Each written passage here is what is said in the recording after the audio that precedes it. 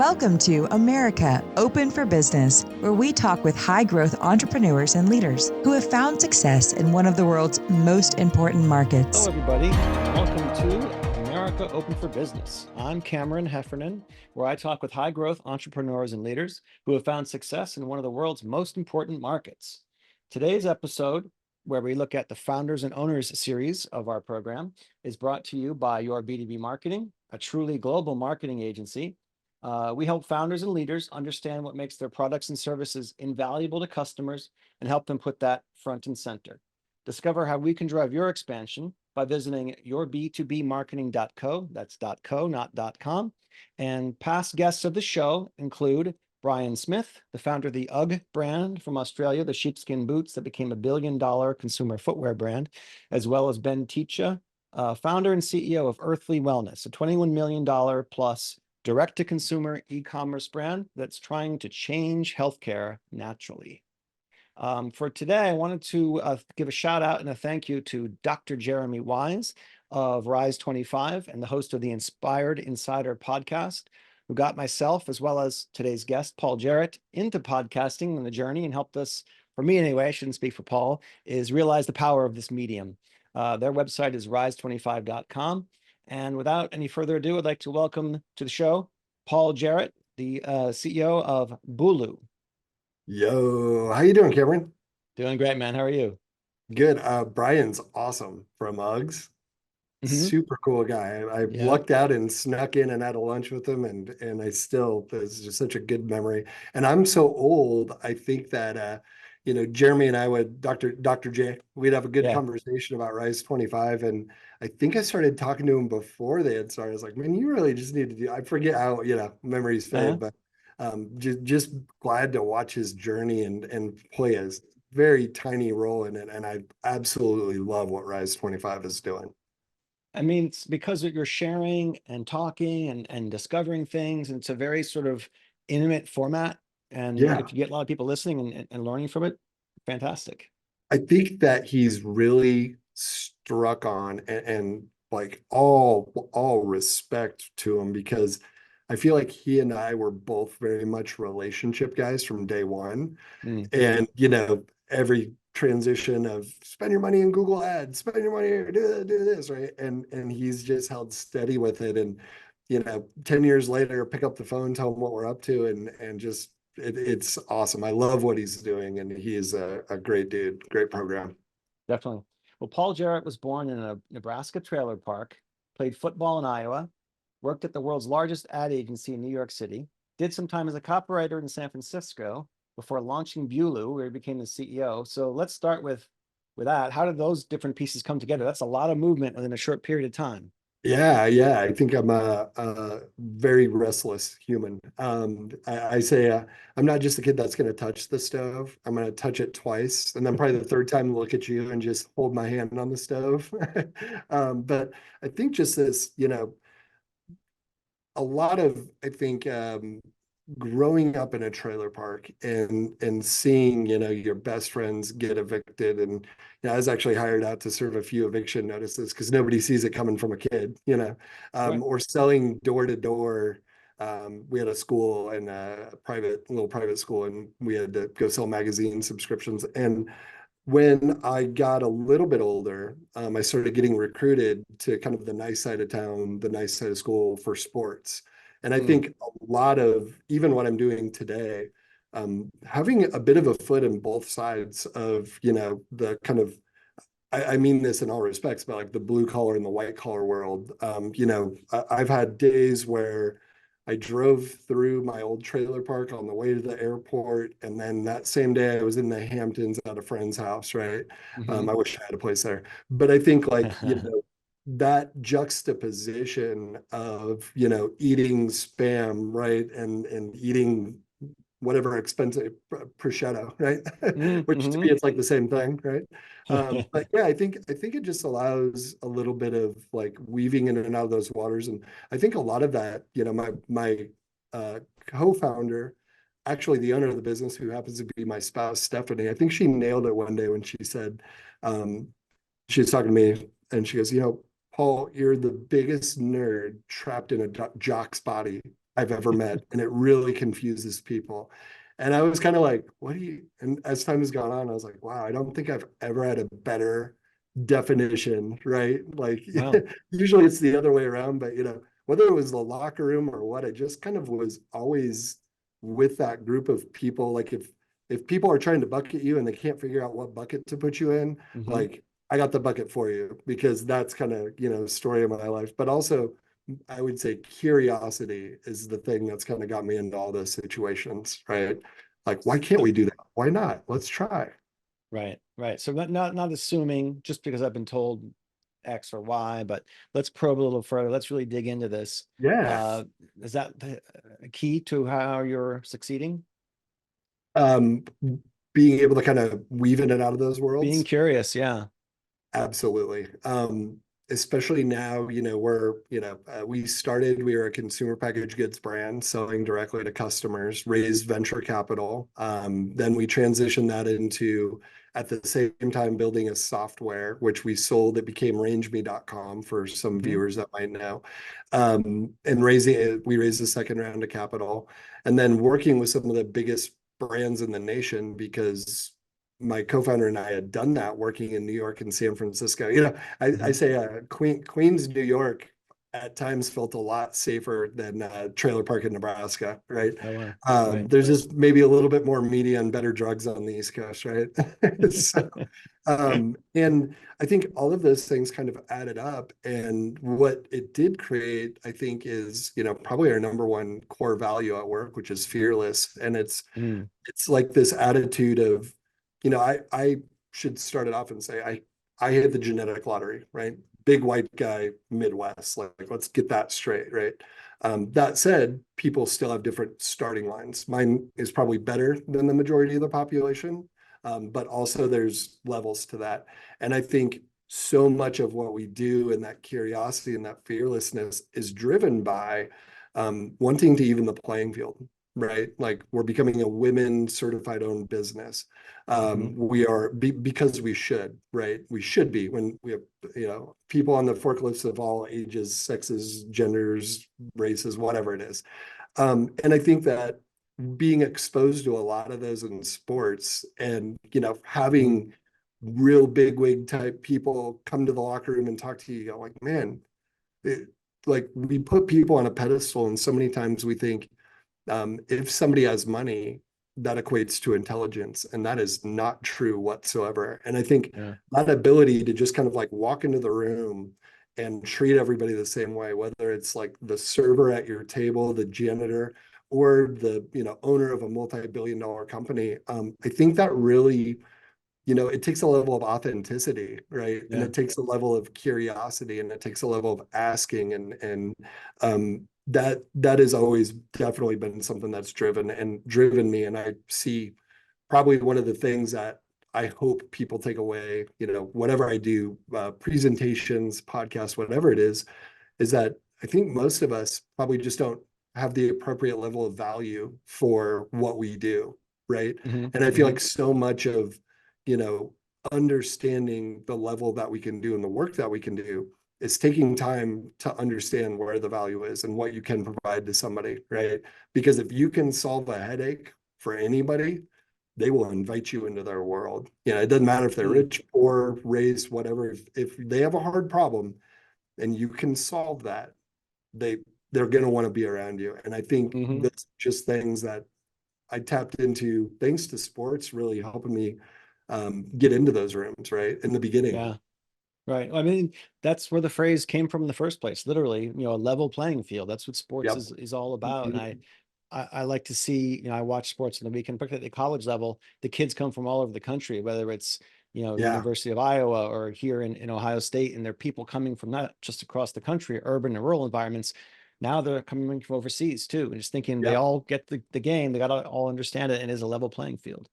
Yep. And it is, even though, our trailer park had quite a bit of diversity in Nebraska, getting to college, and I left early, and I remember I was I stayed in a house, and I'll just say, like, there was 10 of us, and I was the only white dude that wasn't from like the coast. Mhm.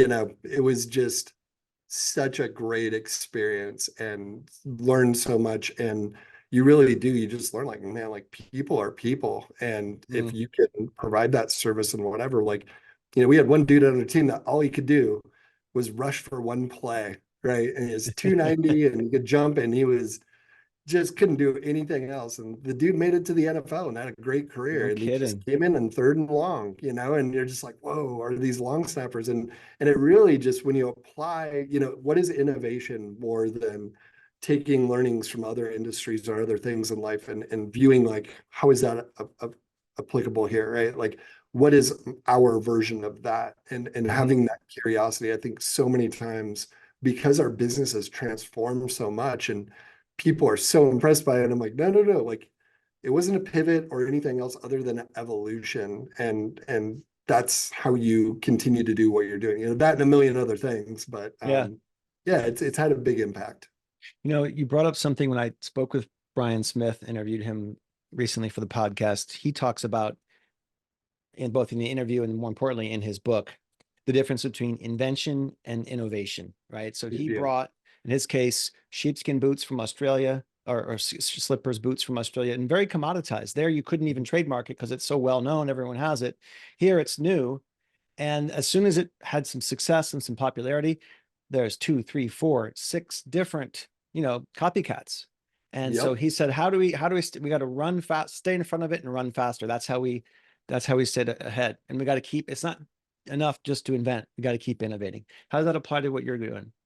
Yeah. Well, I think, as it is nowadays, our experience with launching our own subscription business, launching a dual-sided platform for retail buyers and sellers, um, building full complex programs, subscription box programs for Disney, for Mm, Crayola, for GNC, for Clorox, for Onnit, / Joe Rogan stuff. mm, Um, and managing the finances, providing customer service, doing the technology, figuring out how to sell a subscription box in Disney global theme parks is pretty damn hard. And mm, not mhm, only do you have to figure it out, but you got to get along with the people on the way, because mm. it's really easy in corporate to run into a hardcore tech or security or legal, and they just go, no, like that is Yeah. not going to work, right? And you have to kind of be relentless and help them understand that. And I would say that when we bought the company recently, Bulu, 100%, Mhm. the thing that we wanted to do, well, I'll tell you straight up what happened. We said, okay, we have always kind of added more and more complexity to our business, right? It was our own subscription box. Then it was use the data for retail buyers. Then it was build boxes for other people. Then it was build gift programs, do all this stuff. If we hired a consultant and we paid them a boatload of cash, which we've done plenty of times before, what is actually going to happen? And sorry, all consultants out there. You know, uh, what my takeaway is that most of them tell you what not to do, right? They Mm, strip things out, like the really good ones. The bad ones just say, keep paying me this way and we'll keep doing whatever. But the really good ones, like, have a way of listening and mm, actually not saying much and kind of whittling it down to things that are right in front of you that you don't see, right? mm, And so we went through this exercise and we said, okay, we got the company. We know that we want to work with growth-minded people. We don't care now if it's a Disney or if it's somebody in our backyard just getting started. But what is the thing that actually like holds people? What is the headache? I always say this, when you hear the heavy breath of, ah, when you hear that, that mhm. is $1 billion idea. And Yeah. why do I think that? Because people have accepted the pain, right? Yeah. Like, they just That's accepted amazing. that's the way the world is. Yeah. The other thing is, whenever you hear a solution in a room or an idea and people laugh, go ahead and laugh, but come back to it, because in my experience, the best ideas are usually laughed at first, because people, Mm, it trips up their brain, so they don't know how to react, so they kind of giggle, and usually people move on. I'm like, no, no, no, stop and come back, right? And when yeah. you hear that, like clients on the phone, they go, you're like, no, no, no, go back to that. Even if it wasn't about what we're doing, tell me more, tell me more. Well, And Right. so we went through this exercise, and I usually get there by doing a lot of speaking, a lot of conferences and talking with people. And it kind of was one of the very few lightning bolt moments, because usually it's a painful process, right? But we kind of like we're all in a room, and hats off to my co-founder Stephanie. She's really the one that can kind of I can bring all the puzzle pieces and get everything ready, but she can kind of pluck out the right piece at the right time. And Yeah. it was essentially we said, whether it's a subscription box, whether it is a kit, whether it's a complex membership program, whether it's an innovation thing going, Lululemon global people or whatever, all of these things, heck, look back at our careers of advertising New York, San Francisco, everywhere. Like, what is the thing that we always like just were not okay with? And it was when the idea in the room is formed, by the time it's actually delivered, it usually looks nothing like what the original Mm. concept was. And we just simply thought, like, wouldn't it be incredible to actually like take the idea or the product or whatever it is that is in the mind of the person that wants to grow something, and we actually deliver it where they want it, how Mm. they want it, when they want it, in as much different variations as possible, which seems super simple, right? Yeah.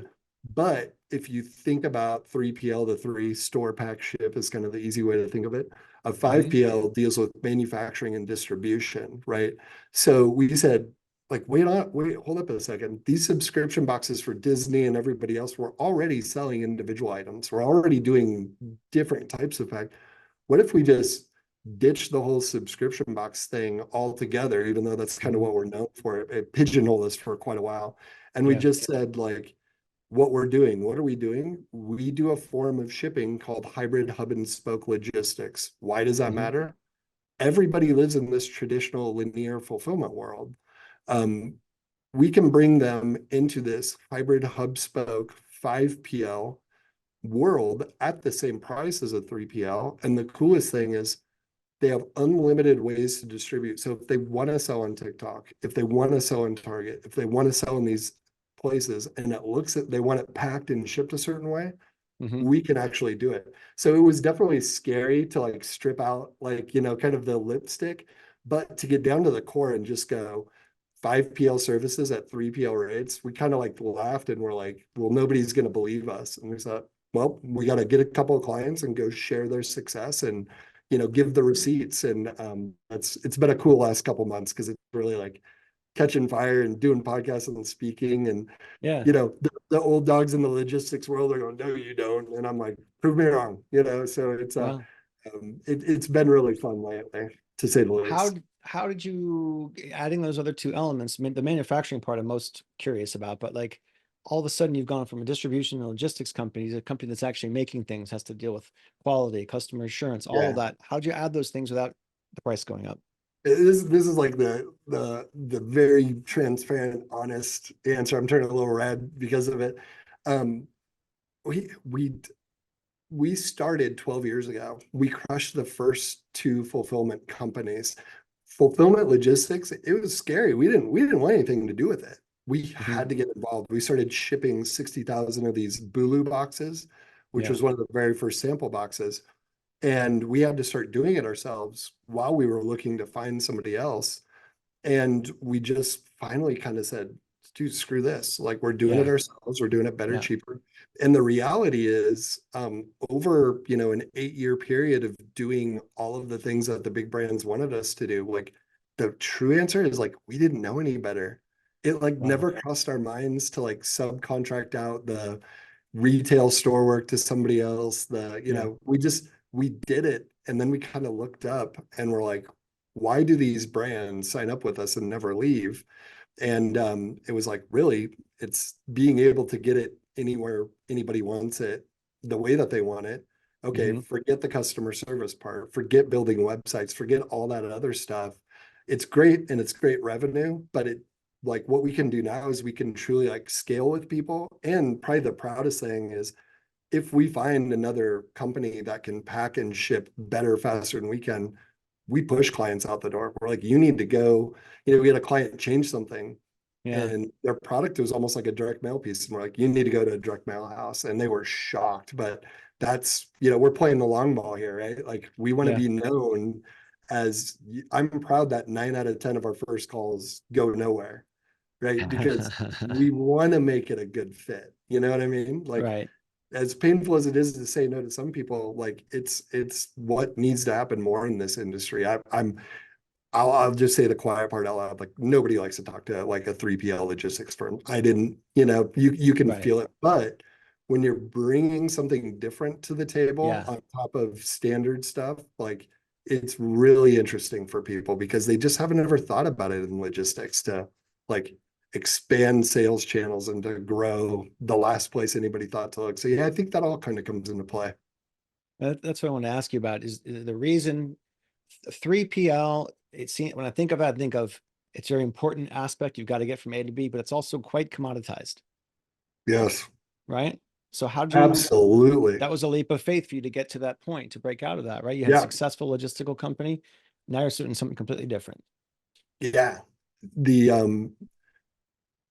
it doesn't happen easy. It's not like we go, this is what we're doing, and we snap our fingers. And I would say, we really ate crud on our first attempt because we were thoroughly convinced that if we went to companies and said, hey, we will make your website able to sell subscriptions. Mhm. All we ask is that we do fulfillment, and we're only going to make, we store pack ship, we mark it up 10%. We're in Nebraska, and we can kind of get to everywhere. And we Mhm. thought for sure we had a home run, right? Like Yeah. Yeah. add subscription, auto renew, all these things, and just pay like for fulfillment. And boy, I'll tell you, I don't know if I've ever been so sure and ever had something fall so flat on its face. And it drove me bananas. And, Mhm. we're talking to ShipBob, we're talking to Flexport, we're talking to all our industry ties. And everybody's going like, no, yeah, you're right. Like more people should have subscription enabled websites. They should have membership programs. And, it boiled down to a marketing cost to kind of share with people what you do was just like too expensive. So we Mhm. even dumbed it down, for us, like a level and just kind of went unlimited sales channels, packaging and packing options. And it was a little bit of like, man, that's going to be tough or whatever. But I'll tell you what, the thing that has paid off is the clients that we've signed on, Mhm. asking them to go tell other people about us because it helps them keep their rates down and whatever, and asking them to post on social media so they can show, look at the 100 sales channels I added. Wow. That has been the biggest difference. And subscription just takes a little bit longer, so it's a little weird to get paid the same amount of money for something that is less costly than the thing that we were willing to Yeah. kind of get. But that just shows like the message has to resonate with people. You also had to do, and I think of this every time that my kid, I've got a 12-year-old and a 6-year-old. My 12-year-old is now into Awesome. more independent, doing stuff on his own. Yeah. And I'll ask, I want to get Popeyes, but I want to get it from DoorDash. I want to get Mhm. Chick-fil-A. And I think Yeah. about the brand equity that's at stake there. So if he orders a sandwich or food and it comes and it's bad, he doesn't think of DoorDash or blame the driver who's not even an employee of DoorDash. He blames, hey, this Chick-fil-A wasn't good. Yeah. Yeah. And I'm fascinated with that dynamic. And I want to Yeah. know how do you handle that with the brands that you're working, particularly these big, big name brands you've been talking about, Disney and Crayola, GNC. How do you overcome that? It's a trust issue. How did you build that trust with these big names? I would say that before we started our company, Stephanie, our co-founder, who happens to be my spouse, we had a really solid, good. We were kind of sought after in the advertising marketing world, Mm-hmm. and we were just known as like, man, that creative account. We were both on the account side and both on the creative side at one point, Mm-hmm. and to go. Stephanie was a user interface designer at Pixar doing kids games. And I was, let's see, what was I doing? I was working, I think at a play, I think I was at Gray in San Francisco, and I was doing Adobe stuff. It's kind of boring. And Mm-hmm. that's when we started the company. But by then, we had just built up such a Rolodex where, I mean, we almost started our own ad agency Mm. because we were doing Visa, NFL, and a couple other big clients. We were just doing their Facebook pages because we couldn't find anybody else to do them. And Wow. we found like that. And so it was actually to get the meeting, I would say, like with a GNC, because we had built things in the supplement world that did well. We knew how to get there, but as soon as we got one in our back pocket, I Mm-hmm. think it just gave us the confidence and making it stupid simple for Disney. Like everybody goes, Mm. how did you get Disney? I go, well, first of all, we went after GNC, who we were, pretty sure we could get in front of and we could offer them something of value. Yeah. And when that got rolling, how did we get Disney? We picked up the phone. We picked Mm. up the phone and we were relentless. How Yeah. did we get, and then we made a list of five, and it was like GNC, Disney, Crayola, Lego, which probably has a restraining order against me. Um, and truly, truly. And then on it, which was like this alpha brain guy, I was into this Joe Rogan podcast at the time. Okay. And we got 4 out of 5 of those.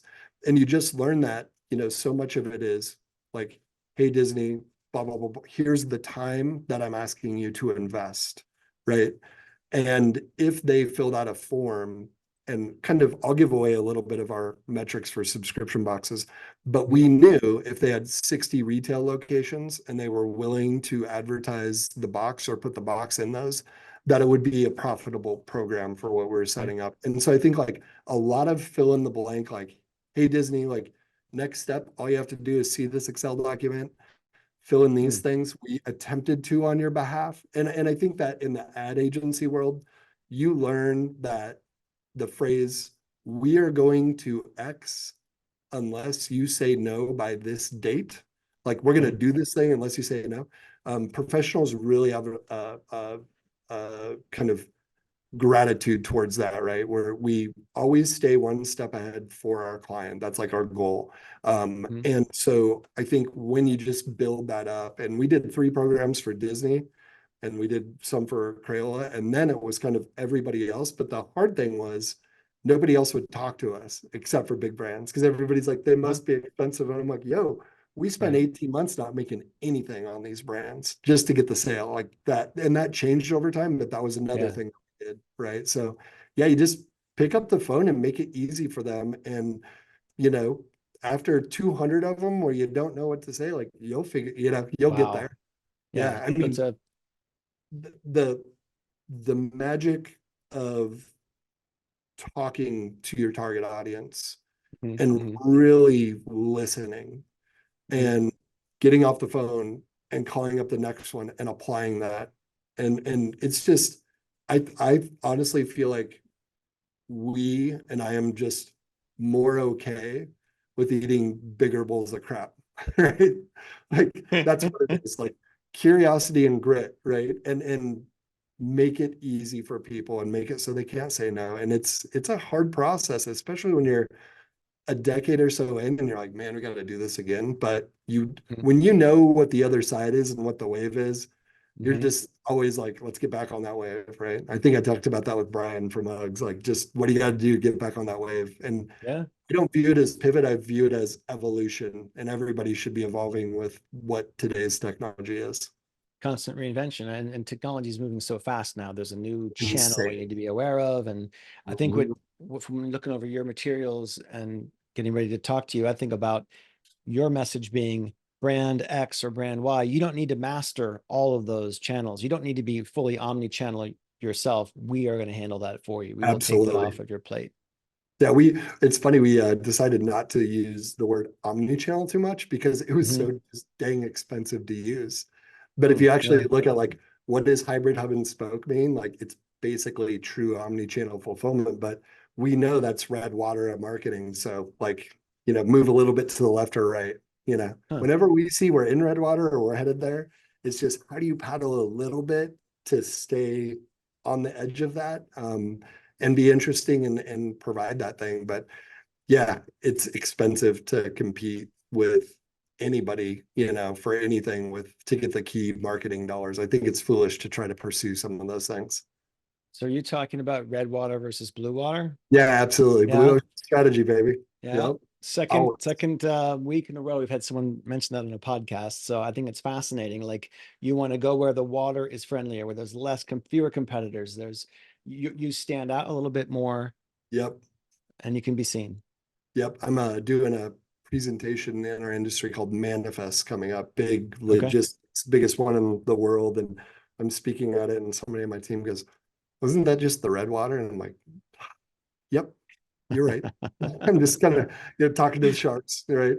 But it was like a good wake up call because I'm like, what am I doing going to my industry stuff? Mm, Given pay is one thing or whatever, but I always just find that fascinating how people would pay for booths in their own industry and trade shows. I'm like, why would you do that? yeah. It's just Yeah. spending money to impress people that you're competing with. So I find uh, that fascinating. I've had the same. I say to my team, I would rather go to it because we are a marketing agency who specialize on U.S. new market entry and expansion. I would rather yeah, go to a conference of accountants than a conference of yes, other agencies. yes. I want to be deliberately as different as possible. Yeah, that fear of embarrassment for people is real, like just having to go to a conference and people are like, well, what are you doing here? And you're like, we're Hmm. we're we're tertiary, but we work with you. We want to learn your industry. And that's the only thing I can net out to is like people don't want to do those things because it's just not kind of socially done in the business world and it feels awkward and they don't want to feel embarrassed. And Right. um, yeah, I don't have a lot of that. I'm just like, what? Just get the job done. Who cares? We got to go to a conference for, adult sexual wellness. Who cares? Just go. Yeah, which has I happened also before. really, I didn't know Oh that yeah, existed. Well, I think you're asking different questions than they're used to asking. You're looking at things from a different yeah, perspective, a whole new yeah, industry's perspective of looking at things. Simon Sinek talks about that, how the first time he yeah, was working at a company, kept asking why. Well, I don't get that. Explain it. And the more that he kept asking that, more and more people said, actually, he's got a point. What the hell are you talking about? yeah. I You know? So Simon comes from the ad agency world, and Hmm. I got booted as a keynote one time. I was really mad, and it was actually Simon. I was like, no, dude, yeah, he's way bigger. I got to spend like the whole week with him, and it's kind of at a different level. And it Wow. was just, it was cool because we were into it at the time. And he had what I loved about Simon is he had a very technical approach to it, and I forget Hmm. what his number two guy is, but he was great. But yeah, I got to hang out with Tony Hsieh quite a few times from Zappos before he passed. Hmm. And Hmm. man, when you can get into those circles and just glean those little insights, and you can read all you want about Tony Hsieh and customer happiness and experience and whatever, but man, when you're sitting there at like 2 in the morning and it's just like you and him, and Mm. you're just like, I'm like, yo, man, like some of this stuff like BS, like I don't, and he just looks at you and he's like, it's not just business. It's not just whatever. He's like, life and the universe is about experience and curiosity and learning. It's just Mm. what experience can you provide? And if you provide that to anybody, and he's like, I mean, he really was intense, like, every single interaction is an experience. And he goes, I asked you for a lighter earlier and you cracked a joke. And I did a few things, and he's like, and that's why I wanted to like hang out with you because Huh. you gave me a different experience that I did not expect. And I don't know. I've always, one other quick story. This is kind of funny. My parents had unknowingly had dinner with Tim McGraw and Faith Hill, Okay. and they hung Wow. out with them all night. And my parents could give two squats who they were. McGraw just kind of looked like her brother, and she Okay. wandered over and said hi. And they sat and they ate and they got photos, and that was that. And my parents were just like, you could just really tell that nobody had spoke to them at a level of just being a human. Didn't ask them for anything, didn't whatever. And they're bouncer and people are trying to chase him down. Same thing happened with me and Tony Hsieh of like, it took his assistant 2 years to like find me. But that goes through my head of like how do I just relate to this person? How do I just be a Mhm. human? And I think even in the sales pitch to some of those big brands, like, you're just talking to another person, like they've probably had Mhm. baby vomit on them too. They've probably gone through all those things. And when you can kind of connect with people and create that experience with them, like now you have something shared together, right? And I just Hmm. think it's such a basic human thing that people forget. And like when somebody does trust us, like with their product, like it's like a baby. And like Mm. everybody laughs about it, but I'm like, dude, no, I'm serious. Like we are the babysitter. This is your livelihood. You've put your blood, sweat, and some people worked harder, to make a product than a baby, you know. Yeah. Yeah. And and like I'll be damned if they don't feel how important it is to us.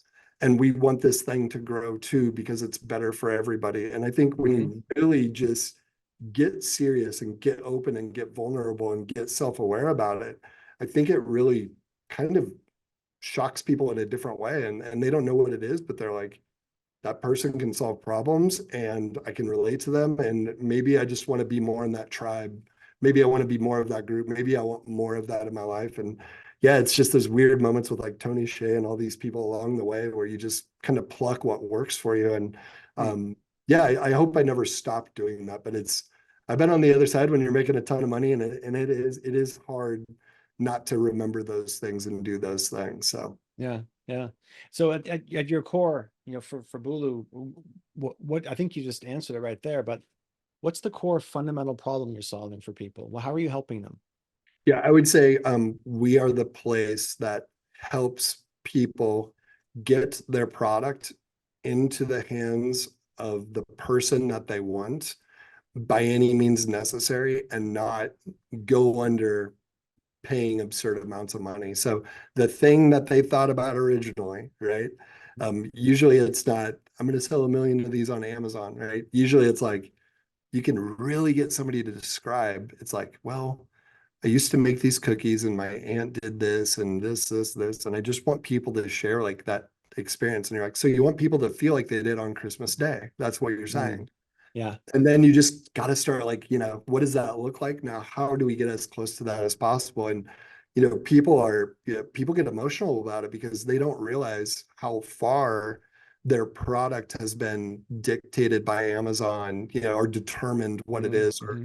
the packaging changes for, Target shelf or whatever it is. And I see way too many people that have consumer goods um, try to just do too many things like Mm. retail, direct to customer, right? And the experience, arguably, in today's technology availability for logistics, I would argue the only thing that's left over is your brand experience Mm. and the experience of the product in their hand. So like, why are you just doing Amazon FBA like everybody? Why are you doing everything the same way? Shopify, Amazon, working my tail off to get into Target. Like I get 100 of those calls a day, right? Wow. Why not, if you envisioned your product, your healthy vitamin or supplement, for example, and Mm-hmm. you saw it in the corner store at your place growing up and you saw it in all these independent retailers, like why don't you go that route? And the reality is that that hasn't been available. And so now, to get into 50 independent retailers and sell them 1 or 2 bottles of your stuff and to actually execute what they had in their mind originally, like sometimes people are a little shook by it, and it's hard Yeah. and I just say like the very first problem that Stephanie and I encountered when we started Bulu Box, which was a sample of vitamins and supplements, the very first problem was we couldn't get it and deliver it and sell it the way that we wanted to. And it took us 8, 9, 10 years, whatever it's been, before we actually figured out and learned, thanks to a lot of big brands, how to solve the very first problem that we experienced after crushing 2 3PLs. And so the irony of you always hear that. And I would say we reluctantly kind of went this route. We always thought we'd Mm. be doing more software, but now the unfair advantage is, what is it? Steve Case's third wave, right? Like applying Mm-hmm. technology to the rest of quote unquote boring stuff, right? And Mm-hmm. it's pretty cool. Not a lot. It doesn't take a lot to go pretty far in logistics if you understand how the physical nature of a warehouse works. And I think that's where most of the kind of pandemic, pop-up companies, softwares, whoever's out there now, ship fill in the blank. I think that's, we kind of knew that's where they're getting the myths to the boat. And Yeah. that's very apparent now with the hangover pandemic is nobody really considered the people on the floor. And we do this podcast and we do our work in the warehouse. We got rid of our corporate office because we want to see it all day, every day. We want to see if our account managers make a change, people here have to work late, so they need to plan better. And that I think goes so far. And we have an open door policy with our clients. We're just like, come to the warehouse. You want Yeah. to onboard quickly? We're going to need your help too. So go get your team and come on back, and we're all going to literally roll up our sleeves, actually wear dirty clothes, and we're going to onboard your 100 million worth of inventory in the next 3 days because we can all do it if we pull together. And that's just people, they don't know what to do when you do that, and they're afraid they're going to lose that if they ever try to work somewhere else. And it's just, yeah, treat the product as if it were your own, and you're willing to do whatever it takes to get to where you want to go. And it's so simple, but it's very effective. One of my clients refers to that as we got to open our kimono, for our own Oh, clients, and be absolutely. fully transparent and open, and come and see the facility, come and see the warehouse, come and Yep. see import, export, all those different things. And they can see what's gone into it and have that full faith that they're in good hands. Absolutely. And that's where the gold happens. You hear them on the conference call. They'll bring in a retail buyer friend and you ask them questions. And to me, walking around touring the in-between moments of like, hey, like I'm going to grab lunch. You want me to grab you something? No, I'll come with. You actually hear these insane problems that they're, never going to come up in a meeting. It's those in-between times, conferences, tours, wherever it is. It's the in-between times. And you catch that heavy breath. You go, what is that? Tell me about that. And you just ask other people about it. And it's not hard to find really hard problems, and especially in logistics. And therein lies your next solution. Because I think a lot of companies make the problem of, here's what we've got. We've always done X. Let's just do X better, versus going out and finding problems change over time, right? So then being truly innovative to find solutions for those problems. That's where growth and change come from. Yeah. I'm fascinated with the Apple Vision, and I'm pretty sure I'm going to get it. And just even a little bit of like, we connected some Chat GPT is what I started with, and just applying a little bit of those. I almost feel like shame on you if you're not tinkering with those things in any industry, because if you know the technology curve and how fast things are changing, it's not like it's ever been, and it's just exponential technology changes, and that's almost a whole nother job, and you have to do it, because if you don't, somebody like Bulu is going to go, wait a second, we can actually do 5PL for 3PL rates. Yeah, we need to say that. Nobody else is saying that. Probably a few other people are doing it, but we need to say that and put our flag in the ground, because it's true, and we've like earned that privilege, right? And you have to push, and it's like, it's not just one of those things, it is all of those things combined. And the way I boil it down is I say, the work, the people, the people. That's what it is. If you really want to bucket it in as little amount as possible, that's the way I would see it. How do those values translate to who you work with, who you hire, who invests in you? Yeah, Cameron, I've never been more terrified to hire full-time people in my life. We've had a saying of like, hire fast, fire faster. Our team, the people that we have here are here because I think our average tenure is 8.5 years, right? They are here because they're either former founders, entrepreneurs. They're all people that want and understand what it takes to grow something. And we're going way faster than I thought we'd be going. But to be able to hold on to that, I mean, it's just not doable, right? When you start to get to hundreds of people. But I would say that we really push hard with like our core values, and we ask people to like give us an example. People know like our decisions are based on the 5-way win. It's like for let's see, customers, clients, co-workers, co-founders, and community. And we understand there's different levels where, the community might not see as equal, positive response as, the co-founders or whatever. But if any of those are ever damaged in a decision-making process, we just won't do it. And the result of that is you're actually giving up a lot of work. And I think my wife and I would both agree, like, oh, we're at the stage now where it's easy to make money, but can you make the right kind of money? Can you make good long-term decisions? Can you go to bed at night, being okay with the decisions? And that is incredibly difficult, right? And we don't want to be Amazon, right? Like I don't want to, at the risk of sounding a little bit, terse, we're all worm food in the end. You can't take it with you. At least that's what I think, right?